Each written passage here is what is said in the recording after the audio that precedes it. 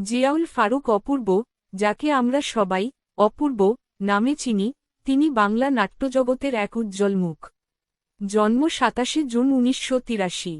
ছোট পর্দার রোমান্টিক এবং সামাজিক গল্পের নাটকে তার আবেগময় অভিনয় দর্শকের হৃদয়ে গভীর ছাপ ফেলেছে।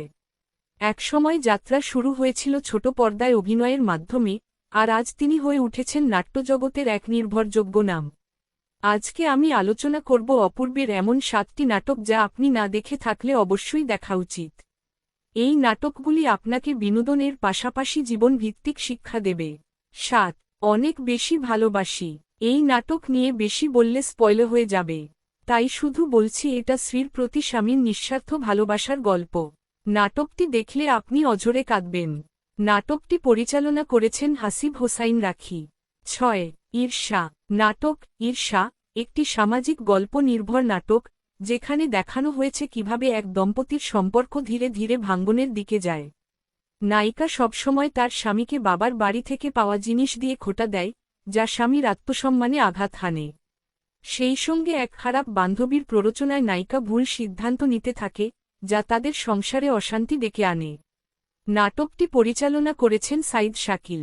এই নাটকে বোঝানো হয়েছে দাম্পত্য জীবনে সম্মান, বিশ্বাস ও ভালো পরামর্শ কতটা গুরুত্বপূর্ণ। ৫ নতুন করে শুরু।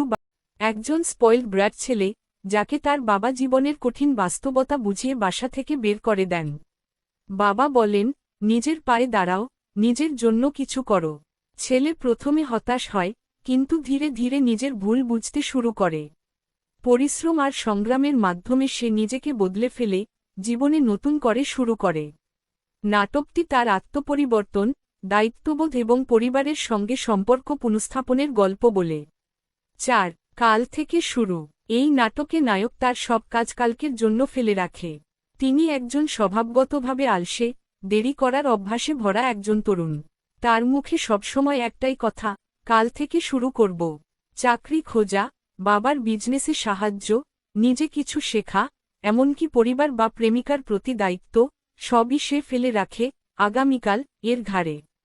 তার বন্ধুরা, পরিবার, সবাই বিরক্ত হলেও সে হেসে উড়িয়ে দেয়।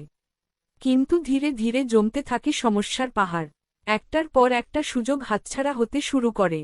এই নাটকটি দর্শককে একদিকে যেমন হাসাবে, তেমনি অন্যদিকে মনে করিয়ে দেবে জীবনের এক গুরুত্বপূর্ণ শিক্ষা, সময়কে অবহেলা করলে সময়ও তোমাকে অবহেলা করে। একটি মাস্ট ওয়াচ নাটক। নাটকটি পরিচালনা করেছেন মাইদুল রাকিব। ৩ প্রিয় পরিবার। এটি অপূর্বের একটি সেরা নাটক, যেখানে অপূর্ব একজন বৃদ্ধ ফ্যামিলি ম্যানের চরিত্রে অভিনয় করেছেন। বিপদে পরিবারের পাশে থাকা বাবা, সন্তানের ভালোবাসা, স্বামীর প্রতি স্ত্রীর ভালোবাসা সবকিছু মিলিয়ে নাটকটি আপনাকে কাঁদিয়ে ছাড়বে। আপনি যদি নাটকটি মিস করে থাকেন তাহলে এক্ষুনি দেখে ফেলুন। নাটকটি পরিচালনা করেছেন রুবেল হাসান। ২ বিদেশ। নাটক বিদেশ একজন প্রবাসী ছেলের সংগ্রাম ও বিশ্বাসঘাতকতার হৃদয়স্পর্শী গল্প।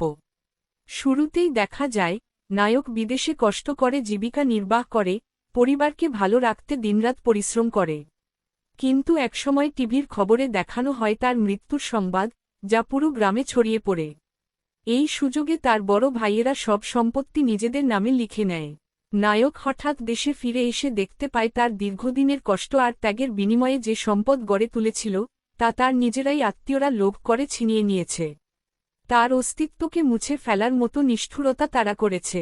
এরপর শুরু হয় ছেলেটির সত্য উদ্ঘাটনের লড়াই, নিজের অধিকার ফিরে পাওয়ার সংগ্রাম।